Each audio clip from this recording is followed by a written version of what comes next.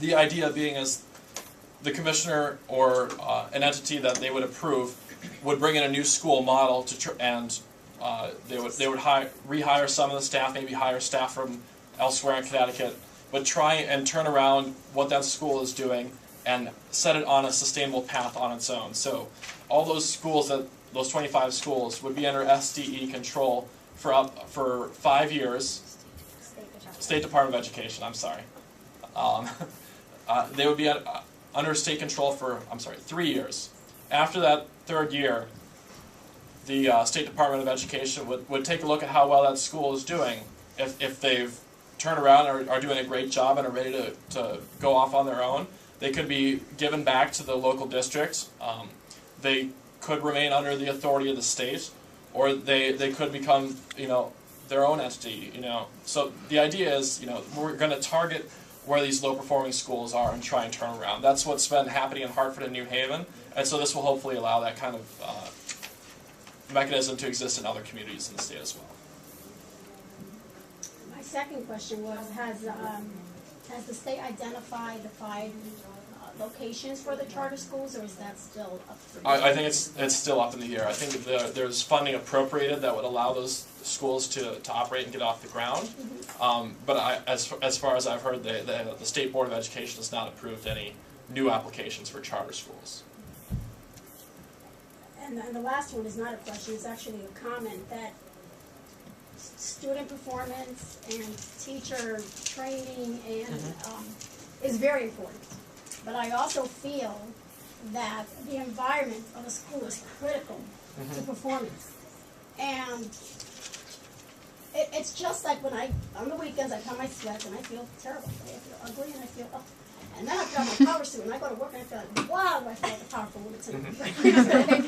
But the reality is that's how it is when you go to school. And if you go to a school, and I'm going to use Bassick as an example, because I went to Bassick many, many years ago, and it was a great school to go to. I went there 2 years ago, and I could not believe the condition of the school. Just could not believe it. And I was born in Bridgeport. That should have shocked me. And it shocked me.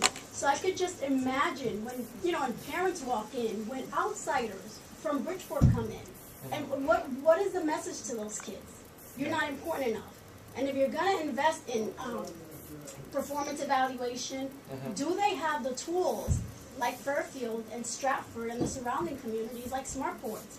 Do they have the technology available? Because if they don't, no matter what the state does, if you're not providing with the resources they need, they're not going to catch up. So I think there's 2 things in the bill that help, well actually 3 things that help to address that. One is the conditional funding. So the highest need districts in Connecticut are getting more money put into them, while there's a lot more, the affluent communities aren't seeing any increase. They're being flat funded, but they're not getting any increase. So that's one way that more support is being given to these districts.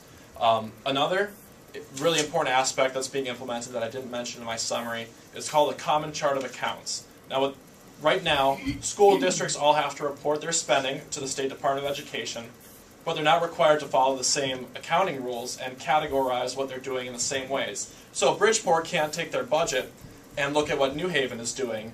It's not apples to apples.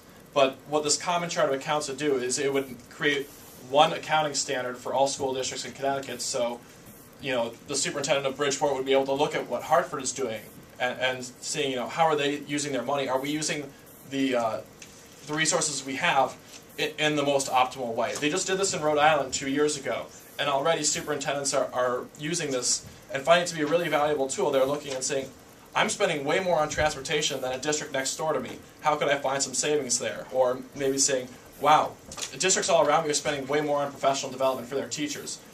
What can I do to help support my teachers in the same way that other districts are doing? But so that's one really encouraging thing in the bill that I didn't mention. The third thing that will really help schools are the new pathways for school leaders that are going to be established under this bill. The state is going to develop what they're calling the Connecticut School Leadership Academy. And what it's going to do, it's going to specifically train both school leaders, so principals and superintendents, to go into high-needs areas and prepare them to start from day one and have a successful impact on a school. Because when you walk into a school building, that has a really strong leader with a vision and a purpose to driving student achievement, you know it right away. And then that's another really, really important factor that I didn't get to mention that's in this bill, but that's crucial for turning around some of these lower performing schools. Yeah, I guess also just on the issue of funding, you know, with the sort of broader stuff, the idea of the education cost sharing program, which they had referred to, is that, you know, in the Connecticut state constitution, it says that every student is entitled to an adequate education, which is something that was put in after a lawsuit dealing with exactly the type of question that you raised. So the idea of that fund is that every state or every town can basically tax at the same rate. So then the wealthier towns then have a lot more money. The idea of the fund is that up to a certain point, the state then makes up the difference between the funding.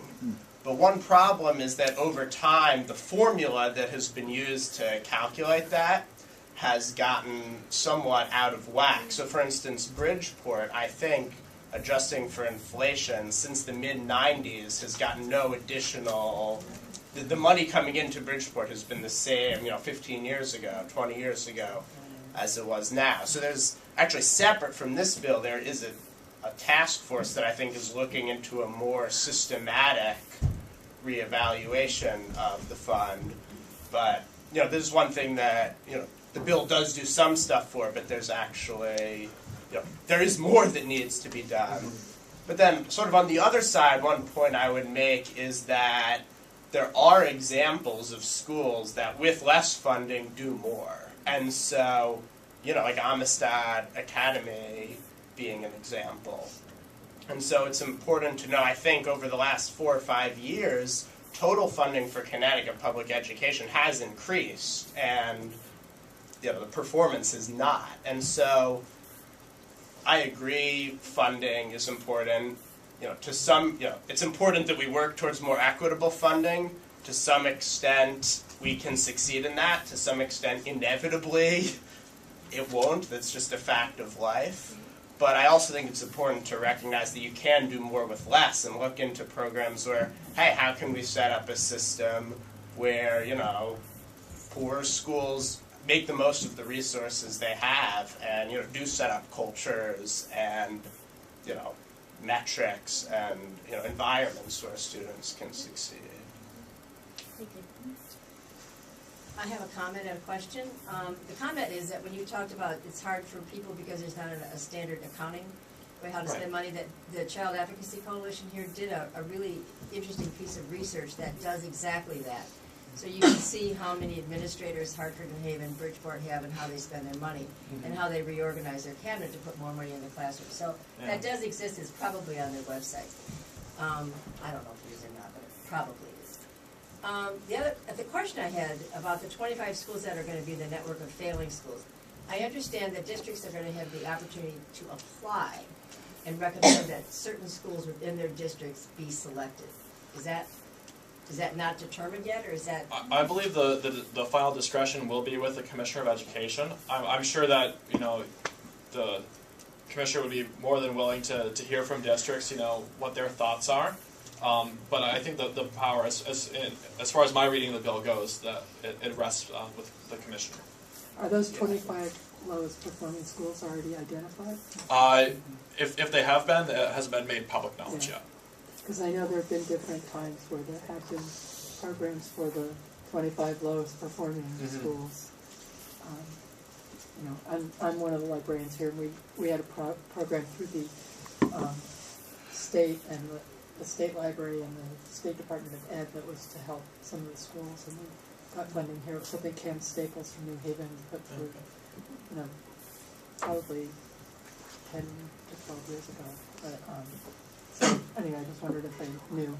Not as of right now. You should correct me if I'm wrong, but my impression is also that it's not necessarily that the state is going to take over 25 schools, but that it has this option it has the authority as schools are failing. So the hope would be, at the end of the day, a lot of this change has to come from districts and district leaderships, but the hope is to provide some sort of a check from the state, what can the state government do to pressure her districts to do a good job and to be effective? And so, the idea is you kind of want some carrots and some sticks. And so part of the value of something like this is to have a stick towards that end. Either last year or the year before, we were looking at closing one of the schools in Bridgeport that was well below. And there was such an outcry from the parents, the community, that the Board of Ed caved in on them. And I was like, why would you want your child to be in a failing school? I mean, are there policies here that they're going to say, look, it's failing, they didn't meet the bar, it's got to go, we got to go with this direction, instead of it being overturned.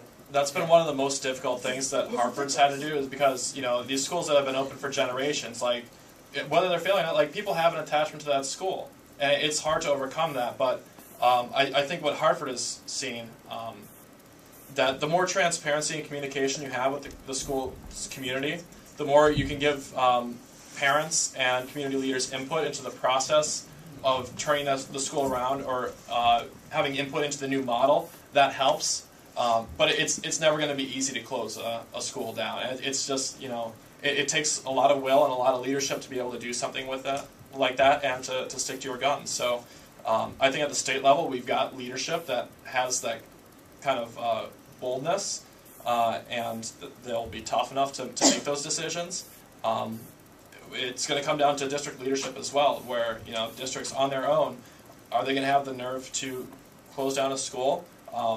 It's going to take support from community groups, so like Excel Bridgeport. If there's a school that's consistently failing, maybe it needs to be shut down, but it's going to be up to folks in the community to make the case, so that it's not just one voice being heard. So it's going to be a difficult process, but I wish I had an answer for how we could turn around a school and make it easy, but it's never going to be an easy process. But Bridgeport has closed a whole lot of schools, and there was never that hue and cry because of how they did it and how the leadership did it. We've closed Garfield, Barnum, Newfield, Tisdale.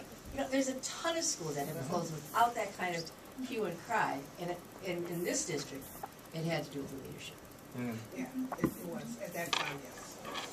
Well, I was just going to comment on that. I think that there's a huge difference between closing a school and having Turning it around. Right, and turning it around and having somebody come in. So my understanding is what they were trying to do with Roosevelt. They were shutting it down, closing the doors, and they did a poor job communicating that. My understanding of what's happening in this bill is that they're looking at taking over the schools. They're not saying they're closing any schools down.